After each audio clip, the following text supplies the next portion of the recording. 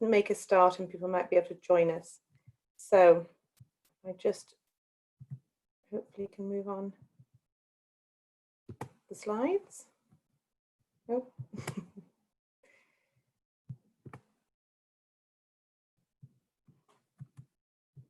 There we go. So welcome everybody to the first online edition of Newcastle University KESS. The slides seem to be slightly misbehaving, but we'll get through it. So my name is Andrea Henderson and I'm the Head of Engagement at Newcastle University. And if I can just get back to my previous slide, which doesn't seem to want to do it.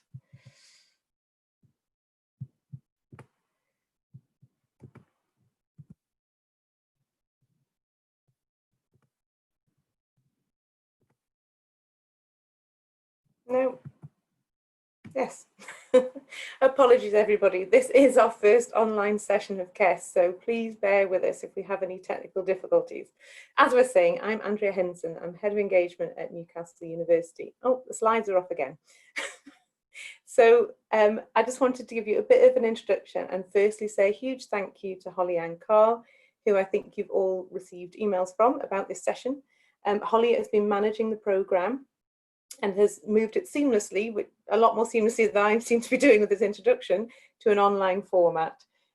So as I said, this is the first one. Bear with us. Obviously our slides seem to be a little bit temperamental. And also to let you know that this session is being recorded because we wanted people to be able to see it if they weren't able to join with us this afternoon. So I was going to try and go back a slide. I won't because it might just interfere with things. So what is KESS? So for those of you who this is maybe your first session you've attended, the Knowledge Exchange Seminar Series is something we've been running at Newcastle for a couple of years, and it aims to promote evidence-based policymaking by enabling our academics to present their research findings to policymakers. The concept was developed by Professor Sally Shortall with colleagues in Queen's University Belfast, and I believe Sally is on the call with us today, so hello. And essentially this is a partnership with 5 of our local authorities along with the North East LEP and the Chamber of Commerce.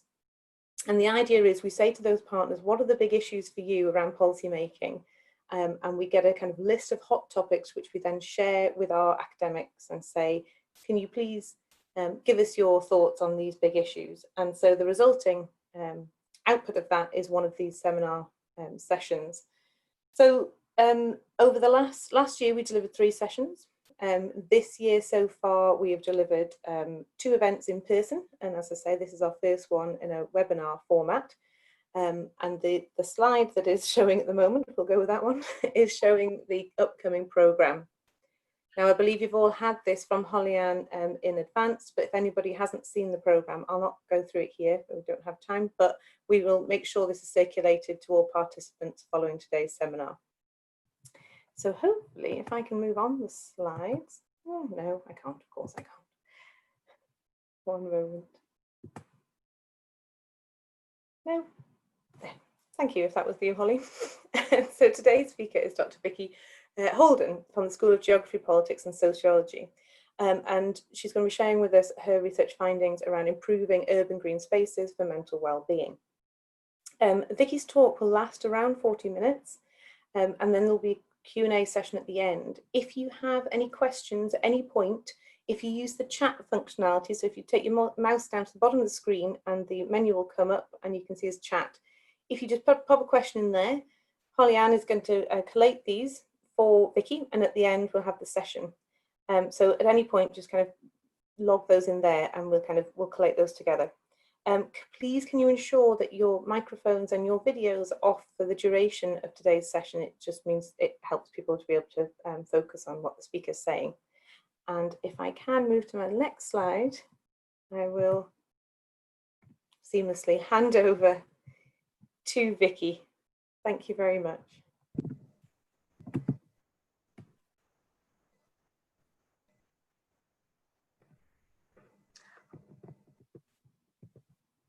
Cool.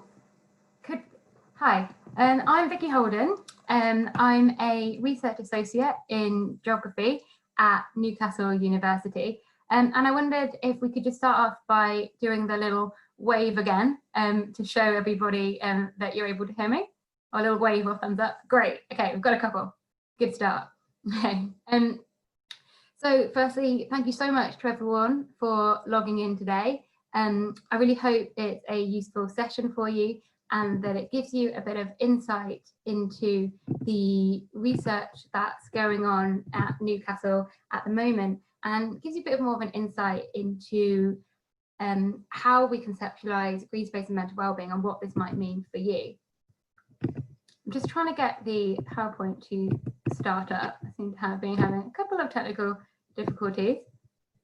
I don't seem to have remote access to the PowerPoint.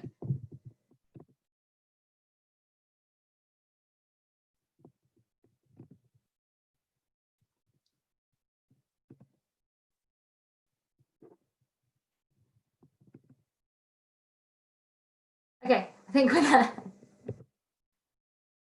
Okay. Okay, things are working, so we'll go ahead. So, everyone is affected by mental health because everybody has mental health. Even if it's not something we really like to talk about, we tend to avoid talking about how we're feeling at all costs, really. And if someone asks how we are, we immediately say, I'm fine, without really giving it much thought. Or on a really bad day, we might go as far as to say, oh, I'm a bit tired, actually. We don't really think about how we're feeling until things aren't going so well. And then we have to sort of address or treat these symptoms of mental ill health. But mental well-being itself is actually often overlooked because mental ill health is only half the story. Just as with physical health, just because we're not ill, that doesn't make us well. And that's really where mental well-being comes in, because mental well-being is a measure of positive mental health that affects everyone. So I wondered if you could just humour me and take a moment, maybe close your eyes, take a really deep breath, and just think about what kind of environment make you happy, make you feel relaxed, somewhere you feel inspired or at home. Okay, now come back to me. And I wonder what kind of environment that brought to mind. I imagine for a lot of you that might be a favourite place you go on holiday. I imagine a lot of people thought about the beach or being able to be outside, or maybe at home or somewhere that means a lot to you and your family. My point being that we all have a really complex relationship with our own environment, and we all know that the environment affects how we feel, even if it's not something we tend to do very much about. We all have places where we feel relaxed, safe, in control, but we also have places where we might feel stressed or claustrophobic or even unsafe. So just think about those shortcuts you don't take when you're walking home at your own at night, or that instant dread that descends when you walk into the dentist surgery. So there's this variety of social, physical, and contextual factors which affect our relationship with our environment. And this only becomes more complex when we think about how our environments are changing with rapid urbanisation. Over the past few decades, we've now got more than half the world's population living in cities. And in England, this is over 80%. So our environments and our lifestyles are changing more quickly than ever before. And this is great. Cities are exciting and they offer a wealth of access, opportunities, employment. But they can also be quite noisy, hectic, stressful, overwhelming environments, and they're not necessarily good for our mental health. In fact, mental health is often poorer in urban than rural environments. And this comes at a huge cost of £94 billion, or 4% of the GDP to our economy every year. So we don't really know how to design cities yet to optimise our mental health and well-being. And that's something we're still learning how to do. But one thing that may help is the theory of biophilia. Bio meaning nature, philia meaning love. The idea being that we flourish in natural environments. We evolved in nature. And so environments that are more similar to this are where we feel more at home, happiest, more relaxed, best able to flourish. So by bringing nature into the cities in the form of urban green space, we may be able to reduce some of these health inequalities and promote health for everybody.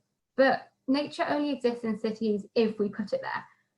So we need to understand the value of green space for mental well-being and how best to incorporate green space to benefit mental well-being and prevent against mental ill health.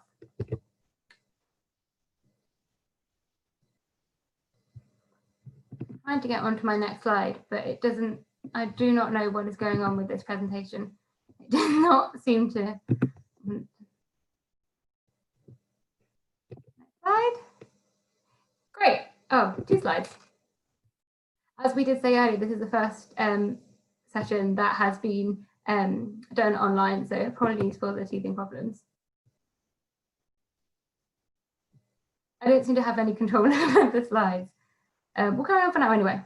I'm going to start by giving you a bit more of an overview of our interest in green space and wellbeing in particular, and then we'll take some time to explain each of these concepts in detail. And then we'll move on to the research that I've been conducting and what we've learned from this, and then what this might mean for our local green space and for research. And at the end, as we've said, we'll have some time to discuss any questions and any feedback you have. And I've also tried to incorporate a couple of interactive elements throughout the presentation, but we'll just have to see how those go. So over recent years, here are some headlines from recent years demonstrating the growing media interest in the relationship between green space and health. And we found a lot of anecdotal evidence that green space is good for our mental health and well-being.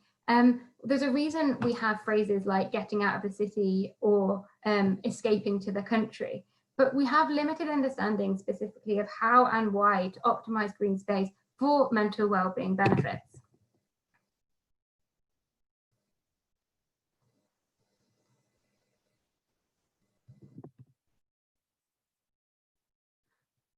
Every time I try and change slide, the presentation seems to go off.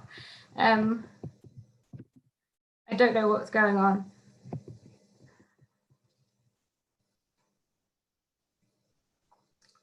Okay. Well, this isn't just a local issue, it's a global issue. And this comes something that can be seen in the United Nations Sustainable Development Goals. And these are 17 goals which were signed up to by the UN's member states in 2015, and they're designed to address the challenges of sustainability, climate change, future cities. And there are 2 goals that are very relevant to this research in particular. So firstly, goal 3, which aims to ensure healthy lives that promote well-being for all at all ages. And goal 11, which is to make cities and human settlements inclusive, safe, resilient, and sustainable. Now, goal 11 then goes on to say, by 2030, we want to provide universal access to safe, inclusive, and accessible green and public spaces, in particular for women and children, older persons, and persons with disabilities. So it's not just this focus on access to green space for health, it's also about provision and reducing those inequalities which are prohibitive for individuals benefiting from the natural environment. Because although mental well-being tends to be better in more developed countries, it's not a straight association from wealth to health. And in fact, we see that countries with higher socioeconomic inequalities tend to have poorer health, whereas countries which are more equal tend to have better health. So by addressing inequalities, this is really key to improving health for everyone. Fantastic, we managed to change slide.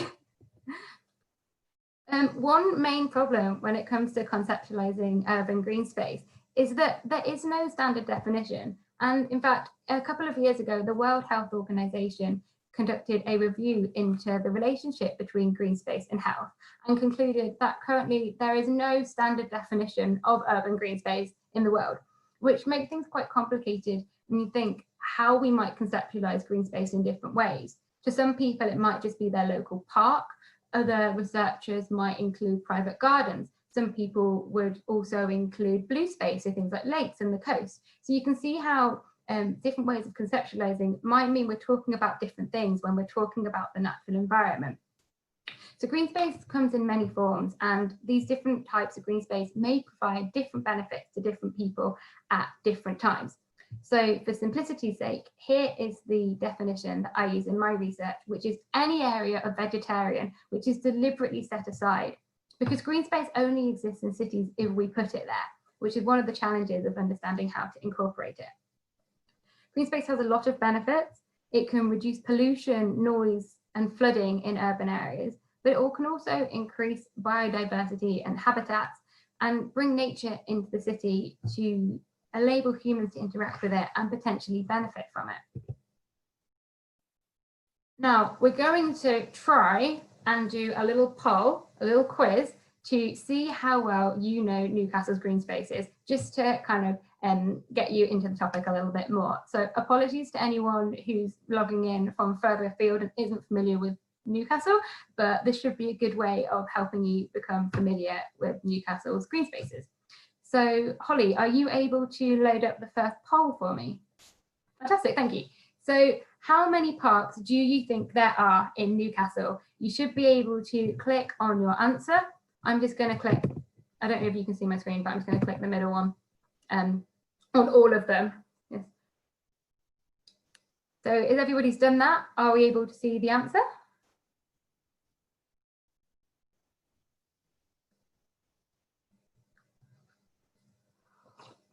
Great.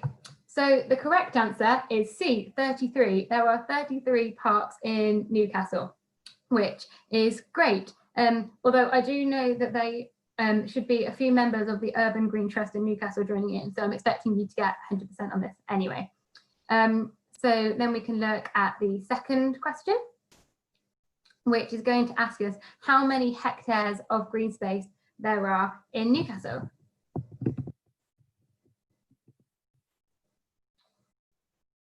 And then when we've had the result, when you've all voted, we will be able to show us the results.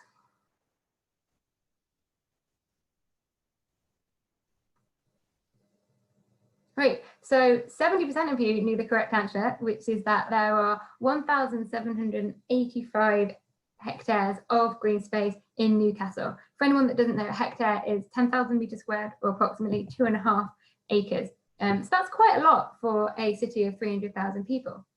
But I wonder if you know which is the most common type of green space in Newcastle as well. So is it natural areas, parks and public gardens, educational grounds, or outdoor sports facilities?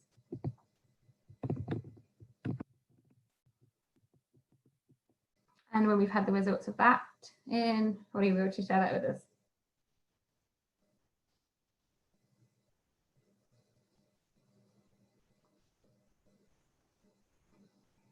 Oh, okay, so this one was a little bit closer.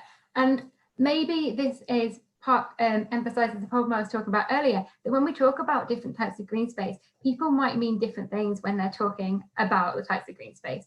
So in fact, it's natural areas. And this is partly due to the green space we've got in a city, for example, the Town Moor and Jesmond Dean. So for anyone that doesn't know, the Town Moor is a really large open expanse of common land, just north of the city centre, and that's a picture there on the right there. Oh, we have lost presentation again.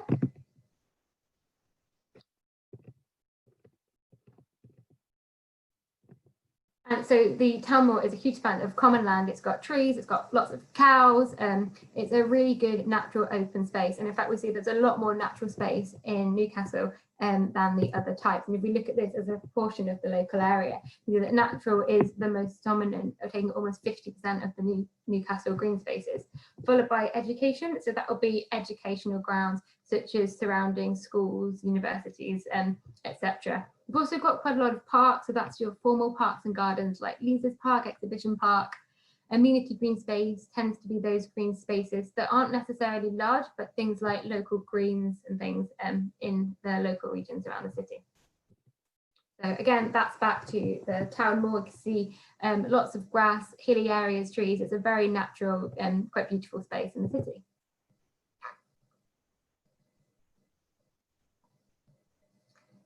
To go on to the next slide.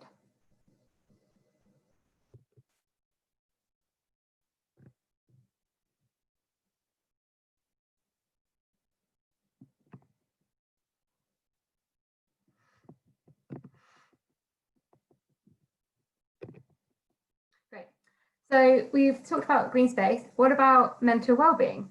Well, when it was first founded in 1948, the World Health Organization described health as a state of complete physical, mental and social well-being. And again, coming back to this idea that it's more than an absence of distress. Mental well-being is a measure of positive mental health, and it has two key aspects.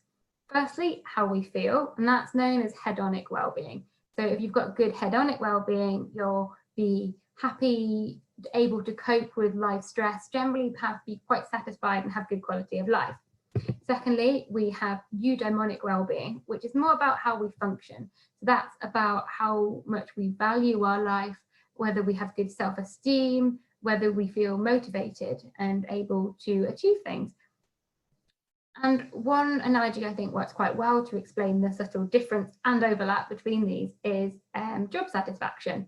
So if you enjoy going to work, your job's, yeah, it's fine, it's good, it pays the bills, but you don't feel like you're being motivated. You don't feel like you're making a difference in a way that matters to you, and you don't feel like you're valued as a member of staff, then you're not necessarily going to have good eudaimonic well-being, even though it hits all those spots for good hedonic well-being.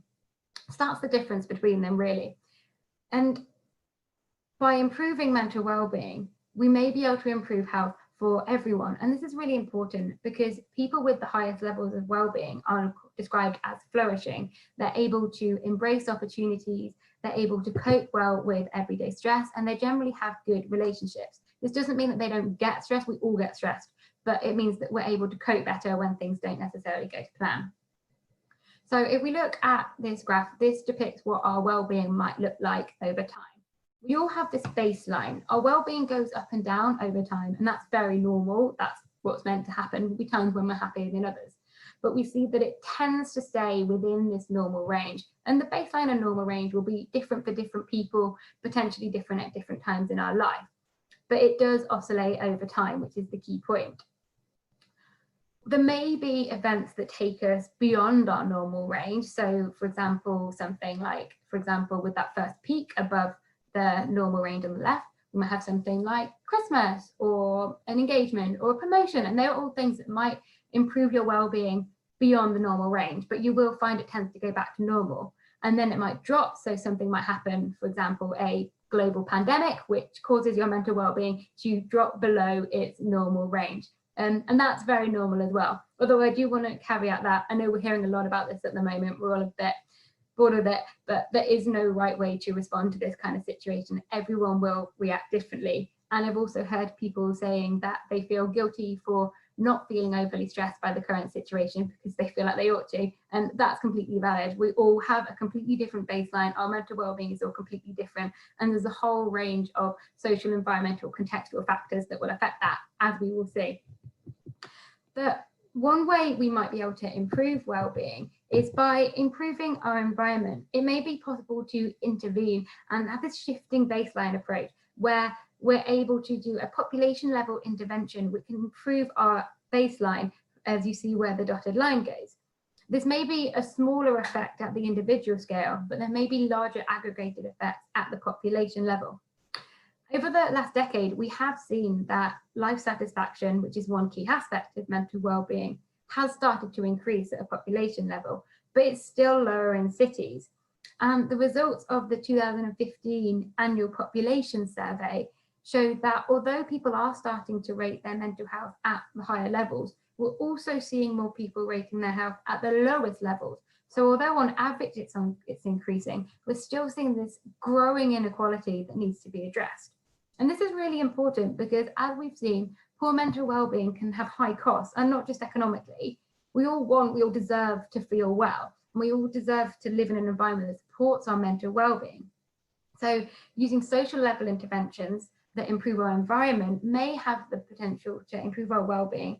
And at a population level, this is important because aside from all the individual benefits to feeling well, coping better, feeling more positive, society is more likely to have better longevity, productivity, and prosperity. So this is a really key attribute for the country over. This infographic from Greenspae Scotland represents an overview of the many community benefits of green space, making communities smarter, greener, healthier. But this is all quite general, all things we intuitively know about the environment, and this is based on a whole range of different research. But we still don't know exactly how or why green space should be designed to facilitate optimal mental well-being. Where space is limited in cities, we need to make sure it's put to its optimal use. So if green space can be beneficial for well-being, we really need to understand how to do that in order to optimize benefits. My research is designed to help us understand the best way to do that in terms of mental well-being. We have 3 key goals. The first is to develop a better understanding of the relationship between green space and well-being. And secondly, to identify how we can maximize these benefits, what attributes of green space are most important, where should it be, how should it be designed? And finally, to disseminate this research through forming recommendations for planning, because there's currently a gap in guidance, a gap in knowledge around this whole topic. Now, there's different ways we can measure green space. So both of these maps show the same thing. The one on the right being of England with a zoomed in box of London, and the one on the left you should recognise as Newcastle, and that's the greater Newcastle area. So it's Newcastle, Gateshead, North Tyneside and South Tyneside. And the map on the right, well, both of them actually, darker colour indicates a higher proportion of green space at the local area level. But in the map on the right, you can see this really doesn't show very much. We can see clusters of lighter areas where there's less green space, but this really just at this scale shows us where the cities are. So if we zoom in a bit more and look at the map on the left, we can see that the amount of green space ranges quite a lot across a city level. So different people in different areas will have access to different amounts of green space. And this can be really important when looking at how green space becomes available and how it can benefit different people. But we can also measure green space by looking at exactly where the green spaces are. So on the left, per local area, on the right, where the green spaces actually are. And these look quite different. And you'll see that on the outskirts of the left-hand map, there's a much darker green areas on the outskirts of the city. And that's when we get into the countryside. So we have more agricultural farmland. So obviously there's much more greenery there. But if we're looking at designated green space, for example, the map on the right, this shows us where all the gardens, all the parks are. But agricultural land out in the countryside isn't necessarily measured in the same way. So it doesn't count as usable green space for the community. So both of these maps give us a different indicator of how green space is distributed over areas. So now we've just introduced the concepts of green space and wellbeing and showed you a bit more about the context around them. I'll tell you a bit more about the research we specifically conducted. So in order to make sure we were conducting the most relevant and pressing research, we started with a systematic literature review. And that's where you search databases with key terms. So we looked for terms relating to green space and those related to mental health and wellbeing to identify gaps in the research literature. And having done this, we were able to decide on our research questions and collect some individual level data. Now we use secondary surveys, so these are existing surveys that are done every year in the UK. Understanding Society Survey and the Annual Population Survey. They're very similar. One uses the same group of people every year, so we can look at change over time. The other is different people every year, but it's more detailed. So both of those working together give us a really good overview. And that also includes a range of their socioeconomic status, demographic, employment, all sorts of different characteristics, and mental well-being, as well as approximately where they live. We then collected green space data. When we were looking at green space per local area, we used the generalized land use database, which divides the country up into different local areas and tells us how much green space is in that local area. We also use green space maps from the Green Space Information for the Greater London Group and from Ordnance Survey to look at where the green space specifically were and the different characteristics of those. We also had street networks, some road maps from Ordnance Survey to look at how people access their green space. So we start with our green space map and then we locate an individual person. Obviously this is all hypothetical, this is just an example where someone might live. And then we can measure the green space in 3 different ways. So in map A, that's the one we showed you to start with the country map, which shows you the amount of green space in a data collection area. Now, these data collection areas are called LSOAs, lower super output area level, and they have a population of around 1,500, and they're designed to be homogeneous in terms of population characteristics. So they're designed to represent a neighbourhood, although we'll come on to how effective that is a bit later on. And they're designed as a data collection tool, so they're used for collecting all different types of data, survey data, particularly in the UK. Or we can look, as in maps B and C, at where the green spaces are relative to the person. So in map B, we've just drawn a circle around the individual, so we can look at how much green space is close to their home. Map C is similar but slightly different, where we've done the same thing, but we've looked at 300 meters, for example, walking distance. So they give you slightly different but comparable measures. Building on this, we can then look at the different types of green space to look at how much different types of green space is surrounding in each individual's home and what that might mean for their mental well-being. So going back to this green space map of Newcastle, we're just going to zoom in a little bit so we can see in a bit more detail how green space is distributed. You can see that there is quite a lot of variation, and where you can see the river in the bottom right corner, and you can see that there is a lot less green space in the city centre, as you would expect. But actually, one thing we've really found in our research is that although the map on the left is really good for looking at the distribution across the city, it doesn't really tell us very much about how much people have access to. So if we had a person, for example, who lived in this location, in the map on the left, you can see they look to live in a very low green space area. But on the right, they're actually right next to a large green space. And that's purely due to the boundaries we draw when we're collecting the green space data. So actually what we found in our research is that the map on the left doesn't adequately show us the relationship between green space and well-being. It can be really useful for looking at distribution and inequalities at a city level, but if we really want to understand the experiences of the individuals, we need to look at where the people are and where their green spaces are.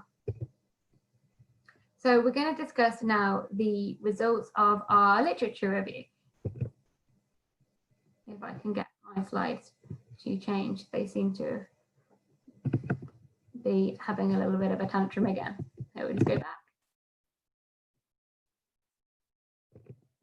Here we go. So on the left, we've got green space, and the arrows show how green space benefits mental well-being. We first identified that there's different characteristics of green space that may be important when we're thinking about how it benefits mental well-being. So firstly, the amount of green space, and as we've discussed, the amount around an individual home rather than in an arbitrary local area is most important. But this doesn't have to just be the amount of parks and other green spaces. This can also be things like the amount of greenery along the street, as well as gardens. And the types of green space, so whether it's natural green spaces, parks, sport facilities, all of these may have different benefits in different ways for different people.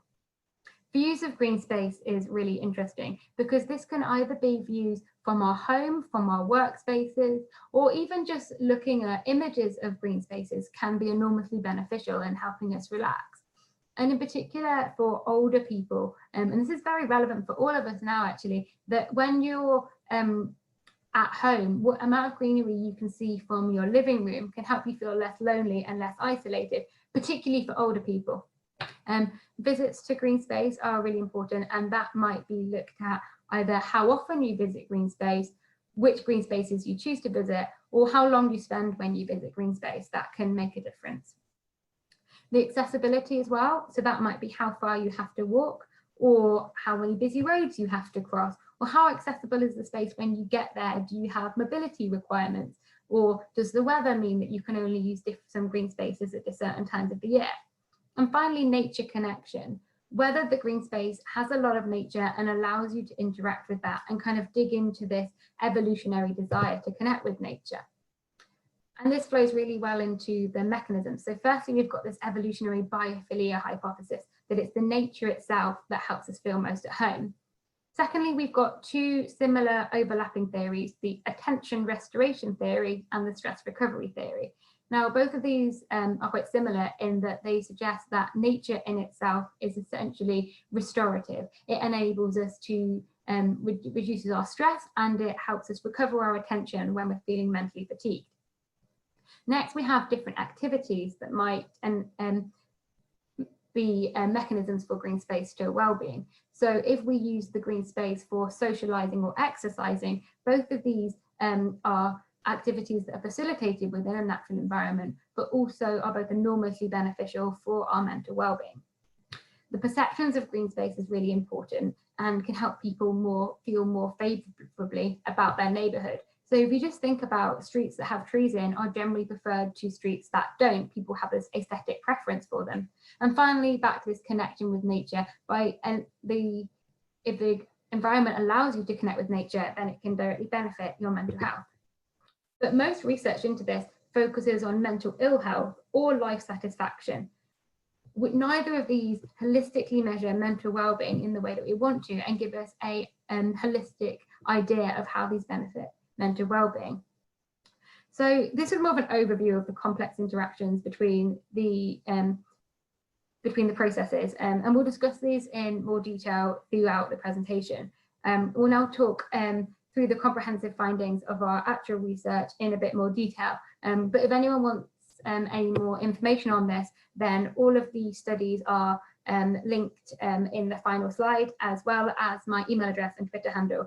So you're very welcome to contact me to discuss that in more detail if that's of interest. But I'm going to skip over all the kind of very methodical stuff.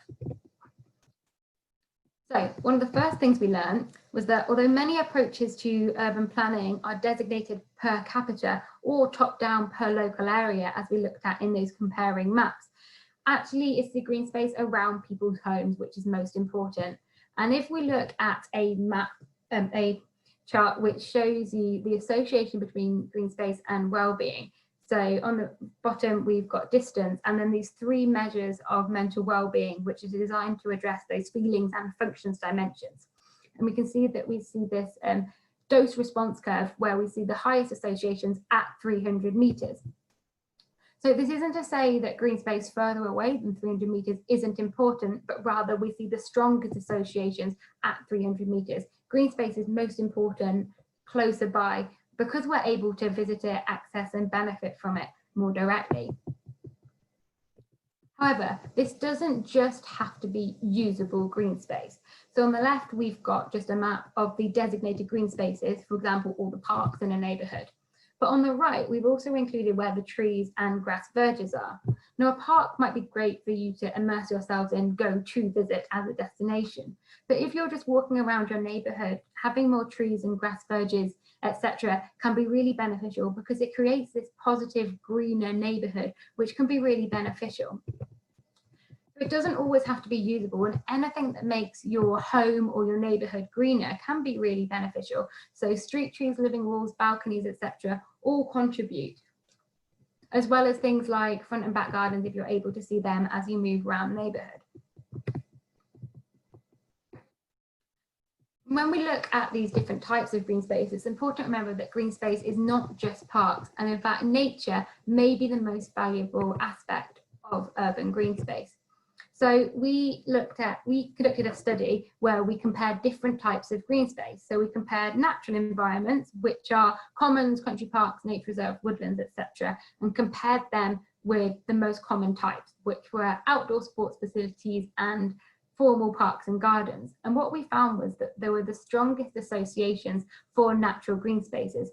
And it may be that it's this inherent desire to connect with nature rather than just green space in general. Because I'm sure you can imagine that an environment with lots of trees, planting, different types of vegetation is very different to just a plain patch of grass, although of course they have very different uses. One way of being able to increase the naturalness of the space might be to increase the biodiversity. And that's something we can do in our local green spaces, particularly in our gardens. That's something we might have a bit more control of.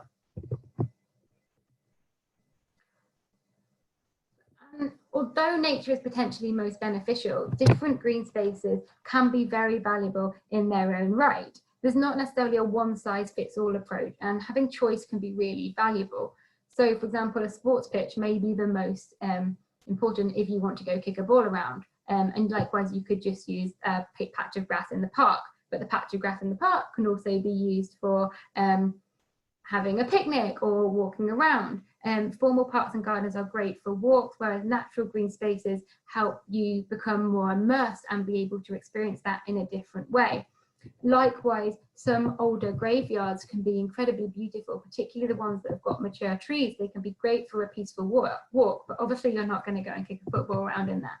So different green spaces can all have value, and individuals might have different preferences. So although we see at a population level, natural green spaces might be more beneficial, that doesn't mean that all the other types aren't beneficial, and everyone will have different preferences and at different times in their life. And this is partly because we all like to do different activities in green spaces, and we like having the choice. So people might enjoy gardening, exercising, exploring, socializing. We can also use parks and other green spaces as an event space, so we can hold markets or fairs. We have a lot of park runs. I think we have 3 park runs in Newcastle now, which is great. And we can also have a lot of community events, but also it's the facilities that are available in the space. So for example, there's the cafe, there's Tower Cafe in Lees's Park, which will attract people, as well as all the ducks, if you want to go and feed the ducks. We've got things like Pet's Corner in Jesmond Dean and the farm in Ousburn, and all of these will help attract visitors. But there's also things to consider, like the pathways which enable people to move through the space. Are there a lot of steps which might be prohibitive for people with access requirements? Are the toilets, are the benches, are the play parks? All of these things should be taken into consideration when designing a park, or also thinking about which park might meet your needs. And that can vary a lot depending on the demographic, because different demographics will need different things and at different times. And again, coming back to that idea that choice is really important. But it's not just where we live. One factor that's often overlooked in research is about where people spend their time. So although a lot of people spend a lot of time at home, I know particularly at the moment, the green space closest to our homes is the one that we're exposed to the most. But during the working week, an employed adult full-time will spend most of their time during the day at their workplace. So perhaps a quick walk around the park or being exposed to a few trees in the city centre might be more beneficial to their well-being than the green spaces closer to home. Whereas older people, people who aren't employed full-time or who have younger families may spend more time closer to home during the week. And in fact, someone who works in the city centre in the winter may not see their home green spaces very often at all. But maybe there's something they could do by thinking about their commute. Can you walk a different way into town or to the metro station that enables you to experience nature a little bit? Or can you think about cycling? And obviously this will depend enormously on demographic and privilege. But if you can think about which green spaces you have time and the means to access and visit, they may be very different ways that you're able to benefit from them. So that's something that's really worth considering. And finally, the green spaces can address or exacerbate other environmental inequalities. What's really interesting is that although areas might have equal provision, a more affluent area is more likely to say that they've got good access to green space, whereas a more deprived area with exactly the same green space provision is likely to report they have poor access. So there's a lot of social, cultural and prohibitive issues which might prevent people accessing and benefiting their green spaces. So potentially things like having sympathetic campaigns which might encourage us to get out and use our green spaces, because unfortunately those communities that report poor access are also those likely to be living in more stressful circumstances who would benefit the most greatly from exposure to green space. It's not just about deprivation. Think about abilities, whether having a beautiful green space, but you have to cross a busy road or there's lots of steps, that might influence whether people with accessibility requirements are able to visit it. And again, think about the options and how people are able to benefit and whether these green spaces really are equitable across the city. So now coming to the end really of the main section.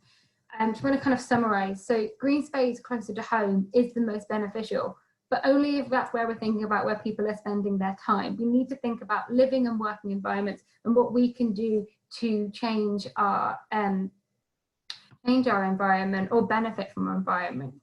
Because the green space doesn't always have to be usable. Although nature is potentially the most beneficial, can we do things like bring in more street planting, for example, living walls, window boxes, things like that, just to create a greener environment? Because where space is at a premium, even if there's not much we can do to improve the designated green space, perhaps we can create a greener environment. Can we change our computer background to be of a natural view, which just helps a little bit to help us feel a bit more relaxed when we're logging in every morning?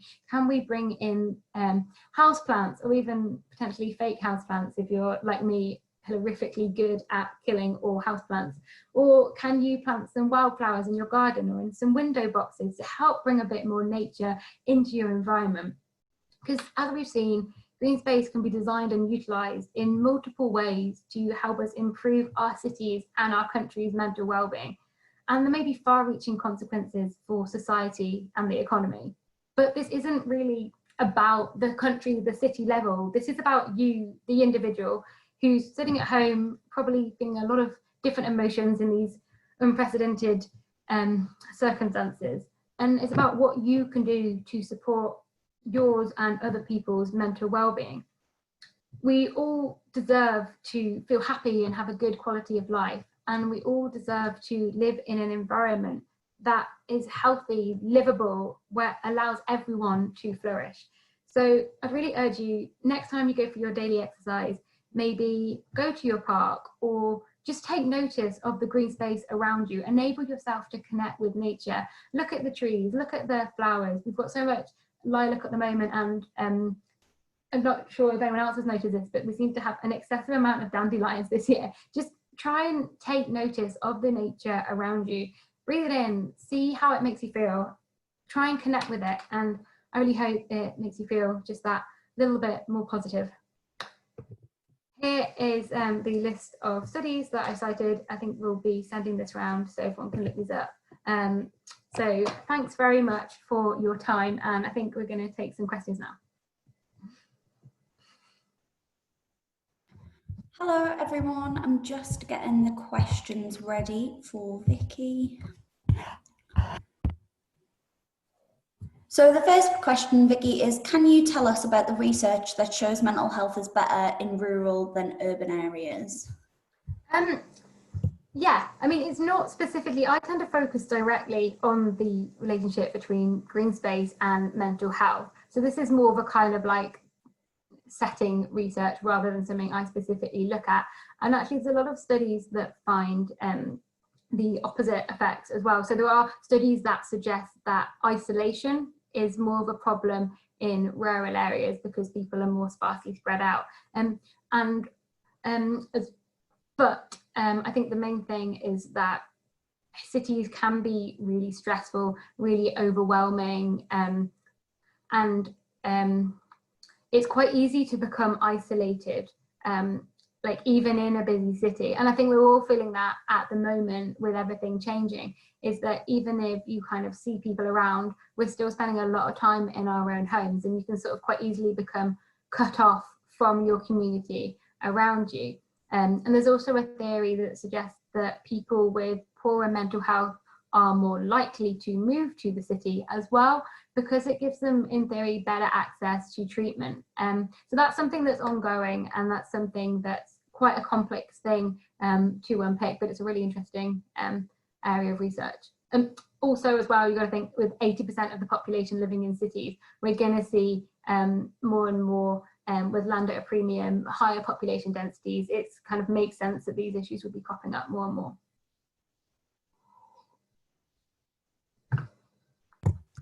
Muted there, sorry. So the next question is from Anne, and she said, regarding seeing green space from your window and getting outside to space immediately outside, have you looked at people in hospital and recovery rates, both mental and physical?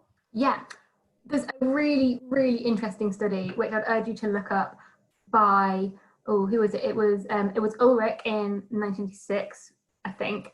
And they did a study which there was a hospital ward where everyone was recovering from the same surgery. but the building was sort of almost a U shape. So half the people had a view of a brick wall, and then the view stopped, and the other half had a view of trees. The people who had the view of trees, well, everything else was the same. They recovered quicker, had required less pain relief, and had fewer negative comments about their mental and physical health from the nurses than the people who had a view of a brick wall. So that was quite an early study, but it's one that still holds a lot of stead today. And I think that's absolutely fascinating to demonstrate how directly the environment seems to be able to affect you. Thank you, Vikki. So the next question is, how does maintenance or lack of urban green space affect well-being? I'm thinking of poorly kept street trees or roadside flower beds. Yeah, I think there's a trade-off there, because less tended can mean more natural. So if you think a mowed lawn versus a meadow, but then again, maybe a meadow is not as useful if you want to go and run through it. That would be a little bit more difficult, but it might be more restorative, more beautiful, if you've got wildflowers along the grasses and things. I do think showing ownership of a space is really important, because there are studies that show that places that are poorly lit or poorly maintained can be a little bit more threatening. So for example, if you feel like you can be seen when you're walking through an environment, that can help you feel safe. Whereas at certain places you wouldn't necessarily take a shortcut by yourself if you don't feel visible, if you don't feel secure. I think maintenance is important, and it also shows that people care. So if you must, I think everyone can relate to knowing streets where they've all got really nice front gardens, and it just kind of shows that people take ownership of the space and really feel positively about it, and that can pass on to the community as well. So I think maintenance is important, but it doesn't have to be all completely manicured flower beds. Okay, so the next question is from Alex, and she said, green space is so important at the moment when our movement is limited. Are there any research that you know of which is planned to explore our resources in the current pandemic to access to green space? I wonder if there has been a big difference on the impact of mental health / resilience depending on access to green space during COVID-19. Sorry, that was a long one. Yeah, that's something that we're trying to look at the moment. Actually, I'm involved in a study with some researchers at Oxford, and we're trying to look at how biodiversity and tranquility in spaces changes. And I think there's been a lot of calls for emergency funding for people looking at this. So I'm not aware of any of those studies specifically at the moment, because I think it's all fairly early days with kind of rapid response funding getting the research done. So I think in a few months we'll really start to see people sharing their research findings and looking at that kind of thing. But I do really think that having nature nearby is enormously beneficial at the moment. I don't know whether anyone else has noticed this themselves, but I find I'm really gravitating towards green spaces at the moment, and I find I'm noticing a lot more when more flowers have come out, or when there's more, the trees are in bloom, or anything like the changes in the environment. So I think that's something we will probably be finding out a little bit more in the coming months. So the next question is, are planning authorities using the research? Lots of developments are restricting green spaces around homes and areas. Yeah. So currently there's no statutory planning for green spaces in the UK. And a lot of green space planning and maintenance is outsourced to local parks groups, for example, the Urban Green Trust. So it's really down to the local authority level what green spaces are designed and how they're built in. There are certain recommendations for new housing developments, but yeah, it really is an issue that space is at a premium. And that's something I'm really trying to do with my research, is to kind of get that message out there, trying to engage with local policymakers, the local press, anyone who will listen to me talk about my research, to try and encourage it to be taken seriously. But it's something we really do need a lot more research on. It's kind of an exponentially growing field, and we're really just getting to the point where we can say, yes, having green space this close to your home, it should be this type, and these might be the benefits. Because we're still working towards, it's still a relatively new field, and we're still working towards getting those results. Okay, so the next question is, connectivity between green spaces is important for biological and hydrological flows. How important do you think connectivity between green features is to mental well-being? Oh, really good question. Well, I know in London they have the Green Infrastructure Network, which means you're able to get, I think, most of the way across London while staying in green spaces. And I think that's really, really beneficial. There's one of the attention restoration theory actually around green space, which suggests that we have finite amount of attention, and when we're fatigued we need nature to restore us. And it suggests that green space needs a few different aspects. It needs fascination, allowing you to be away. It needs compatibility with the activities you want to do, and it needs to be extent. So extent is the main one. Really, that you need to be able to completely immerse yourself in the environment. So by having a green network, you can stay in that green space a lot longer. And you need to, it really needs to, I think the expression is, constitute a whole other world. So you really feel like you're fully in that green space. So having green networks would really allow you to become completely immersed, and also move around the city without having to cross streets. It'd be a lot safer. We reduce pollution if it encourages active travel, which also has mental health benefits. So yeah, I think that's a great idea. So the next question is, what does the research suggest about children, green space and mental well-being? Is it enough to be able to look at a tree or a window box, or do children need to interact? I think we all need to interact, to be honest. My research doesn't focus directly on children, and that's because when we measure mental well-being, we tend to have to ask people these very specific questions about how they're feeling. And that can be a lot more difficult to communicate to children. So we tend to measure things in different ways. But we do find that children who are exposed to green space tend to have, they focus better, particularly with children who experience things like ADHD. That can be enormously beneficial to helping them to control that condition and be more focused. And also kids learn an enormous amount when they're playing in natural environments. It's been shown that playing in nature actually helps them to navigate risk a lot better. It also helps them build positive relationships, because if you're playing a board game, it's often the kid who understands the rules best, who is smartest, might be the one who takes control. Whereas if you're out in nature, it's often the most creative child who creates the best game, the best adventure, that becomes the leader when they're playing with their friends. So I think there's an awful lot of benefit to being out in nature. But that said, that doesn't mean that being able to view green space doesn't bring them some benefits. But I think in an ideal world, we'll all be able to get out as much as we would like to. But I mean, views of green space are better than nothing, and we've kind of got to make do with what we've got at the moment. We're hitting 2:30 at the moment, which was when the seminar was going to end. So I'm just going to do one last question, and I'm really sorry to everyone whose questions we didn't get to today. So thinking about what you said about inequality, is there any examples or evidence of relationship between mental health and access to a private garden, especially relevant in the lockdown?